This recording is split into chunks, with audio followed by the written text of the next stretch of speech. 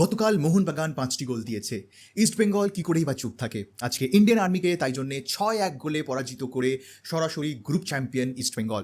I think again very expected result because East Bengal এবারে যা group পেয়েছে সেই গ্রুপ থেকে গ্রুপ চ্যাম্পিয়ন হওয়াটা খুবই এক্সপেক্টেড ছিল। অ্যান্ড এটা দেখেই ভালো লাগলো যে East Bengal not only one all the games, একমাত্র নামধারী ম্যাচটা বাদ দিলে সাউথ ইউনাইটেড বলো বা আজকে ইন্ডিয়ান আর্মি বলো, 11টা গোল ইস্টবেঙ্গল মেরেছে এই দুটি ম্যাচে। তো কনভিনসিংলি ডমিনেট করে ইস্টবেঙ্গল কিন্তু গ্রুপ চ্যাম্পিয়ন হয়েছে।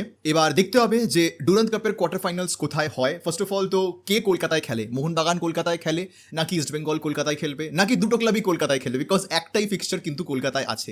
তো অবভিয়াসলি আমার মনে হয় কলকাতার দুই প্রধানের মধ্যে দুই প্রধানই চাইবে কলকাতায় খেলার জন্য, এবং সেক্ষেত্রেই ডুরান্ড কাপ বলবে যে হয়তো একসাথে খেলে নাও, একে অপরের এগেনস্টে খেলে নাও, যেটা কখনোই উচিত হবে বলে আমার মনে হয় না। এবং এই জন্যই প্রথম দিন থেকেই হয়তো ফিক্সচারে দুটো ফিক্সচার অন্তত কলকাতায় রাখা উচিত ছিল, বাট সেটা ডুরান্ড অর্গানাইজার্সরা করেনি। এবং এই জন্যই কলকাতার দুই প্রধানই চাইবে না ঘরের মাঠ ছেড়ে বাইরে গিয়ে খেলতে, এবং সেখানেই ডিসকাশন স্টার্ট হবে। এখন দেখতে হবে গট আপ গেম করে ডার্বি হয় কিনা। আমি এটার ফেভারে কিন্তু নেই একেবারেই। আমি চাই অর্গ্যানিক্যালি যদি ডার্বি হয়, সেমিফাইনালস বলো ফাইনালস বলো, দেন দ্যাটস ফাইন, বাট কোয়ার্টারে যদি জোর করে ডার্বি করানো হয় then that's a very very wrong decision. তার প্রধান কারণ একটাই যে ইস্টবেঙ্গল মোহনবাগান দুটো দলই তাদের নিজেদের গ্রুপে চ্যাম্পিয়ন্স হয়েছে, এবং যেই যুক্তি ডুরান্ড অর্গানাইজার্সরা দেখাতে পারে এরকম কোয়ার্টার ডার্বি করার জন্য, সেটা হচ্ছে গ্রুপ এ এবং গ্রুপ বি এই দুটো গ্রুপই কলকাতা থেকে নিজেদের ম্যাচেস খেলেছে। তো সেই কারণে কলকাতাতে একটাই কোয়ার্টার ফাইনাল, তো ন্যাচারালি গ্রুপ এ এবং গ্রুপ বির উইনার্সরাই কলকাতাতে নিজেদের ঘরের মাঠে এইবারের কোয়ার্টার ফাইনালস খেলবে। এই যুক্তি আমার মনে হয় ডুরান্ড অর্গানাইজার্সরা দেখাতে পারে, এবং সেই ক্ষেত্রে দের আর হাই চান্সেস যে হয়তো কোয়ার্টার ফাইনালসেই আমরা ইস্টবেঙ্গল মোহনবাগান ডার্বি দেখে নিতে পারি, which again would be a very interesting thing to watch out for. But আমাদের একটু অফিসিয়াল কনফার্মেশনের জন্য ওয়েট করতে হবে। বাকি গ্রুপগুলোর খেলা শেষ হলে আমরা অফিসিয়াল কনফার্মেশন পেয়ে যাব। তো এবার যদি আমরা আসি আজকের ম্যাচের কথায়, তাহলে সেক্ষেত্রে আজকে ডিয়ামান্টাকসকে ছাড়া ইস্টবেঙ্গল দল নামিয়েছিল। এবং এই ম্যাচ সামারিতে আমি যেটা বলে আর কি শুরু করব সেটা হচ্ছে আমি ডিয়ামান্টাকসকে নিয়ে এবং ডিয়ামান্টাকসকে ছাড়া দুটো ভিন্ন ইস্টবেঙ্গলকে দেখেছি। আজকে ইস্টবেঙ্গলের অ্যাটাক অনেকটা বেশি একটা ফোকাল পয়েন্ট কেন্দ্রিক হয়েছে, যে আমরা এইভাবে খেলবো, আমরা এইভাবে বল এগিয়ে নিয়ে যাব, যেটা কিন্তু ডিয়ামান্টাকস অ্যাজ এ নাম্বার 9 থাকাকালীন খুব ছন্ন ছাড়া আমার লাগে। তো সেদিক দিয়ে দেখতে গেলে আমার আজকে ইস্টবেঙ্গলের অ্যাট্যাক্স অনেক বেশি স্ট্রিমড লাইন লেগেছে। সিমড লাইক যে ইস্টবেঙ্গলের কাছে একটা প্ল্যান আছে, এবং এটাও একটা ফ্যাক্ট যে আজকে ইন্ডিয়ান আর্মির এগেনস্টে ম্যাচ ছিল। বাট আমি আগেও বলেছি যে এই আর্মি, বর্ডার সিকিউরিটি, এদের এগেনস্টে খেলা কিন্তু অতটা ইজি হয় না যতটা মনে হয়, যে এরা প্রফেশনাল টিম নয়, এদের এগেনস্টে তো 5-6টা গোল মারাটা নর্মালসই হওয়া উচিত। বাট এরকমটা নয়। These are all highly trend players, physicality চরম পর্যায়ে রয়েছে এই প্লেয়ারদের। তো এদেরকে টপকে গোল করাটাও ডিফিকাল্ট হয়, বাট একবার সেই ব্যারিয়ার ব্রেক হয়ে গেলে then the goals keep on coming, যেটা আজকেও হয়েছে। যদি আমরা ভালো করে দেখি ফার্স্ট হাফে কিন্তু স্কোর ওয়াজ 2-1, এবং আমি যেটা বলবো যে প্রথম দুটো গোল ইস্টবেঙ্গলের যথেষ্ট ভালোভাবে এসছে। হামিদ আহাদাদ আজকেও হেড থেকে গোল পেয়েছেন, এবং কোথার থেকে এখন মনে হয়ে যাচ্ছে যে এখন টার্গেট এটাই হয়েছে যে বল পাবে উইংসে এবং হামিদ আহাদাদের দিকে ক্রস বাড়াবে, যেখান থেকেও হেডে গোল করবে। একটা ট্রেডমার্ক মতন যেন হয়ে গেছে এটা, which obviously has its perks, প্রোজও আছে কনসও আছে, সে বিষয়ে আমি পরে আসছি। But at least Hamid Ahadad is providing that mobility in that number 9 position, যেটা ডিয়ামান্টাকস আনতে পারে না। ডিয়ামান্টাকস কিন্তু ওরকমভাবে ড্রিফট করে ওয়াইডে যেতে পারে না। ও সেন্ট্রালি খেলবে, বল এক্সপেক্ট করবে, বল না পেলে ফ্রাস্ট্রেশন শো করবে, ও নিচে নেমে এসে বল কেড়ে বল ডিস্ট্রিবিউট করে খেলার প্লেয়ার নয়। He is a proper box striker. Hamid আহাদাদের প্রোফাইলটা কিন্তু as a proper box striker নয়, he is a very mobile striker, যেটা আমি আগেও আলোচনা করেছি। And that is what East Bengal needs to be very honest. ওই মোবিলিটিটা দরকার, that gives you an extra of advantage. এবং রাইটে এডমন্ড বলো বা লেফটে বিপিন বলো, they are providing you with that pace. আর এডমন্ড তো পায়ের ভাঁজ যা মারছে বস, he looks dangerous for East Bengal this season, and he has been showing this potential in Inter Kashi. Y লিগেও ভীষণ ভালো খেলেছে, ন্যাশনাল দলের হয়েও ভালো খেলেছে। ইস্ট বেঙ্গলে সই করে it was like a statement signing for the red and gold brigade, এবং এডমন্ড আলরেডিকা is living up to that expectation, যে ওর থেকে লাল হলুদ সমর্থকরা কিছু এক্সপেকটেশনস রাখতে পারে। এবং আর্মির এগেনস্টে 2-1 গোল হাফ টাইম হওয়ার পরে কোথাও একটা গিয়ে সমর্থকরা মনে হচ্ছিল যে আর কিভাবে গোলটা আসবে, বিকজ আর্মির গোলকিপার তিনি কিন্তু আজকে ভীষণ ভালো ফুটবল খেলেছেন। হ্যাঁ, অনেক গোলসও এসছে তার মিস্টেক্স থেকে, এবং আমি কোথাও একটা গিয়ে মনে করি ইস্টবেঙ্গলের শেষ 4টি গোল তারা যেটা মেরেছে, কাইন্ড অফ দেখতে গেলে কিন্তু প্রত্যেকটাই বাঁচানো যেতে পারতো। হ্যাঁ, বাঁচানো যেতে পারেনি বলেই গোল হয়েছে, দ্যাটস আ ফ্যাক্ট। বাট যদি আমরা আনওয়ার আলী হেডের কথা বলি, গোলকিপারের হাতে গোলকিপার প্যারি করেছে জাস্ট নিজের গোলের মাথায়, ওখান থেকে গোল এলো। ফোর্থ গোলটা যেটা বাসিম মেরেছে, ইট ওয়াজ ক্লিয়ার কাট ডিফ্লেকশন, এবং যদি গোল না হতো তাহলে হয়তো হ্যান্ডবল কল হতো। সো আগেন এটা গোলকিপারের দোষ নেই, but it was a ball that was going directly to the goalkeeper, but deflect হয়ে গোল হলো। ফিফথ গোলটা যদি আমরা কথা বলি তাহলে সেক্ষেত্রে এডমান্ডের যে ক্রসটা এসছে, again I didn't like that quality of that delivery, because ও একেবারে গোলকিপারের হাতে সে বলটা বাড়িয়েছে, যেখানে প্লেয়ার্সরা তোমার পেনাল্টি বক্সের মানে যেখানে পেনাল্টি সার্কেল সেখানে দাঁড়িয়ে আছে, বাট তুমি বাড়াচ্ছ বলটা একেবারে গোলকিপারের হাতে। So again that quality of that cross was not that good, এবং সেখান থেকে গোল হওয়ার কথা নয়, বাট গোলকিপার এমনভাবে বলটাকে ক্লিয়ার করলো, ও বাইরে না বাড়িয়ে বক্সের ভেতরেই ক্লিয়ার করলো, যেখান থেকে সাউল ইজি ওপেন গোল। সিক্সথ গোলটার ক্ষেত্রেও তো আর কিছু বলার নেই, ওটা তো ওপেন গোলকিপার মিস্টেক, মানে প্যারি করতে এসে ও নিজের বক্সেই মানে ধরতেই পারলো না বলটা। তো সেক্ষেত্রে বাকি চারটে গোল যেটা ইস্টবেঙ্গল করেছে, I wouldn't say it was out of luck, but definitely there was some mistakes involve from Indian army side, নাহলে ওই চারটে গোল হয় না। But ultimately goal is a গোল, 6টা গোল ইস্টবেঙ্গল করেছে, that will boost up there confidence. But এই same rookie মিস্টেক্সগুলো কিন্তু অন্য প্রফেশনাল টিমসরা করবে না, যেটা কিন্তু ইস্টবেঙ্গলকে ভাবাতে হবে, এবং আমি সেগুলো নেগেটিভসের আলোচনায় করবো। বাট যদি আমরা পুরোপুরি ম্যাচ সামারির স্ট্যান্ড পয়েন্ট থেকে দেখি, তাহলে অস্কার ব্রুজন অন্তত 3টে ম্যাচে বাকি প্লেয়ারদের দেখে নিয়েছেন, ফরেনার্স হোক ইন্ডিয়ান প্লেয়ার্স হোক, যে কাকে কিভাবে খেলাবো। স্পেশালি আমার মনে হয় যে Miguel is going to be the star player of this team. ও মানে কিছু একটা করতে পারে ইস্ট বেঙ্গলের জন্য এই সিজন বলে আমি মনে করি। He could be a real big game changer for East Bengal. He has শোন দ্যাট প্রমিস। বয়স কম, এখানকার কন্ডিশনসের সাথে মানাতে খুব একটা বেশি অসুবিধা তার হবে না, because he has been playing in this conditions for the last 4-5 years in Bangladesh. But Miguel is going to be a very very key player for Oscar Bruzon in this team. But especially এখন যেটা main decision Oscar ব্রুজনকে নিতে হবে সেটা হচ্ছে যে হামিদ নাকি দিয়ামান্টাকস। এবং সমর্থকরা কমেন্টে অবশ্যই জানিও যে তোমাদের কি মনে হয়, যে তোমরা কাকে দেখতে চাও, তোমরা হামিদকে দেখতে চাও নাকি ডিয়ামান্টাকসকে দেখতে চাও, বিকজ দেখো both players have their own advantages and disadvantages.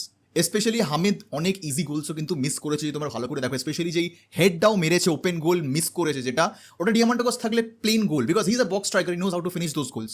তো যে কোনো হাফ চান্স থেকে ডিয়ামান্টাকস গোল করে দিতে পারে, সেটা কিন্তু হামিদ পারবে না। আবার এদিকে ডিয়ামান্টাকসের মধ্যে সেই মোবিলিটি নেই যেটা হামিদের মধ্যে আছে, তো গোয়িং ফরওয়ার্ড রিজিডিটি কম থাকবে ফরমেশন টাইম, এটা একটা বড় অ্যাডভান্টেজ অস্কার ব্রুজনের জন্য। So it all comes down to your opponent, I think, যে কোন অপোনেন্টের এগেনস্টে অস্কার ব্রুজন কিরকম ট্যাকটিক্স ইউজ করতে চাইছেন। It's good that he has both these options, but আমার তো কোথাও একটা গিয়ে মনে হয় হামিদ এবং ডিয়ামান্টাকস ওদের দুজনেরই equal advantages and equal disadvantages আছে। এমন ক্লিয়ার কাট কিন্তু কাউকে বলা যাবে না যে ডিয়ামান্টাকস বেঞ্চে বসিয়ে হামিদকে খেলাও বা হামিদকে বসিয়ে ডিয়ামান্টাকস খেলাও, না, এটা হবে না। বাট আজকে ইস্টবেঙ্গল অনেক বেশি গোলটাও করতে পারতো, 6 গোল হয়েছে, তাও 4টে গোল ইন্ডিয়ান আর্মি প্রায় বলা যায় রুকি মিস্টেক্সে গিফট করেছে। বাট ইস্টবেঙ্গল নিজেরা ভালো যে চান্সেসগুলো ক্রিয়েট করেছিল সেগুলো যদি ইস্টবেঙ্গল কনভার্ট করতো, যেটাতে অ্যাকচুয়ালি ইন্ডিয়ান আর্মিকে কিছু বলারই নি, because it was all created by East Bengal, তাহলে আজকে স্কোর লাইন 10 গোলও হতে পারতো। বিপিন সিং একটা গোল মিস করেছেন, আমি গুনে গুনে বলে দিচ্ছি, বিপিন সিং একটা গোল মিস করেছেন, ডেভিড হামার একটা গোল মিস করেছেন, বিষ্ণু যে গোলটা মিস করেছে সেটা নিয়ে আমার কিছু বলারই নেই, মানে আমি হেসে গেছি জাস্ট ওই গোলটা মিস দেখে, বিকজ একটা ইন্ডিয়ান প্লেয়ার আর কতটা জঘন্যভাবে মিস করতে পারে, এর থেকে ভালো এক্সাম্পল আর হতে পারে না। মানে আমি জাস্ট হেসে গড়িয়েছি ওই গোলটা মিস দেখে। ইট ওয়াজ ভেরি ভেরি স্যাড যে একটা ইন্ডিয়ান প্লেয়ার হয়ে, যেখানে তুমি এত এক্সপেকটেশনস নিয়ে মাঠে নামছো, তুমি কি করে ওরকম একটা গোল মিস করো। সেরকমই হামিদ আহাদেরও একটা গোল মিস হয়েছে। তো এগুলো 4টে প্রপার চান্স যেটা ইস্টবেঙ্গল নিজেরা ক্রিয়েট করেছিল, and they could have scored those. এই গোলগুলোই কিন্তু গোল করতে হবে অপোনেন্ট যখন ভালো হবে, যখন ইন্ডিয়ান আর্মি হবে না, যখন অ্যাকচুয়াল গুড প্রফেশনাল টিমস হবে, আইএসএল এর টিমস হবে, এই 4টে প্লে থেকে গোল ইস্টবেঙ্গলের করা উচিত ছিল বা করতে হবে আগামী দিনে, তবে গিয়ে ইস্টবেঙ্গল ডিফিকাল্ট ম্যাচেস জিতবে। বাট ওভারঅল যদি আমরা ম্যাচ সামারির দিক থেকে আসি, তাহলে this 3 group stages match were very very important for East Bengal, just to understand যে দলটা কীরকমভাবে খেলবে, কোন প্লেয়ারদের কীভাবে ইউজ করতে হবে।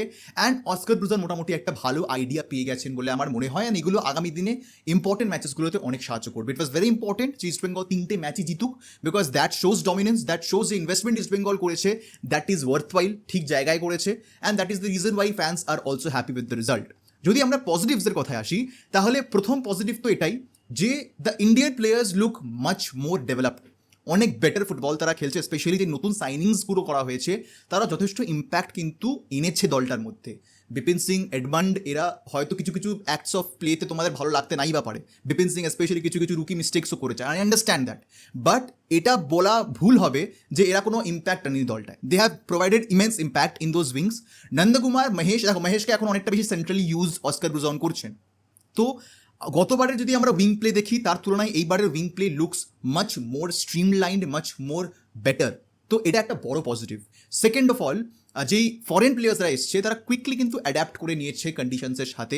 বাশিম বলো, মিগুয়েল বলো, স্পেশালি বাশিম, মিগুয়েল, এরা কিন্তু দুটো প্রপার সাইনিং হয়েছে ইস্ট বেঙ্গলের। I still believe Kevin Sibille, Hamid, এদেরকে আরেকটু খেলতে হবে to prove that worthiness, but বাশিম আর মিগুয়েল, এদের পাসিং বলো, এদের ইন্টারসেপশনস বলো, এদের যে খেলার যে ভিশন, তাদের যে ব্রেন, তারা যেভাবে বলগুলো বাড়িয়েছে এই লাস্ট 3টে ম্যাচে, এটা দেখে অন্তত বলা যায় যে they are much superior foreigners than what they had previously.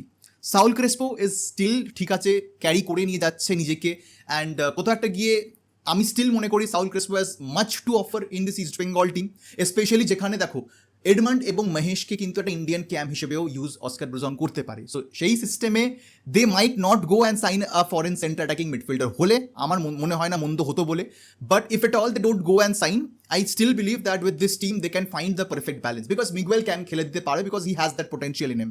But East Bengal as a team is playing better. এটা আমি কোথাও একটা গিয়ে আমার নিজের মতামত কমেন্টে সমর্থকরা জানি যে তোমাদের কি মনে হয় এখন এই ইস্ট বেঙ্গলের খেলা দেখে। এবং সবথেকে বড় কথা পজিটিভ এটাও একটা জিনিস যে রুকি মিস্টেক্স কম হচ্ছে আগের বারের তুলনায়। ইন্ডিয়ান প্লেয়ার্সরা বল হোল্ড করছে ঠিকই, বাট অ্যাটলিস্ট বল নিয়ে ফাম্বেল করছে না। হ্যাঁ, এবার অনেকে এসে বলবেন যে টিমগুলো দেখ তারপরে বল, ডিফিকাল্ট টিমসের এগেনস্টে ইস্ট বেঙ্গল কী খেলবে, কীরকম খেলবে সেটা দেখে তারপর মতামতগুলো জানা জানি, understand that, I completely agree with it.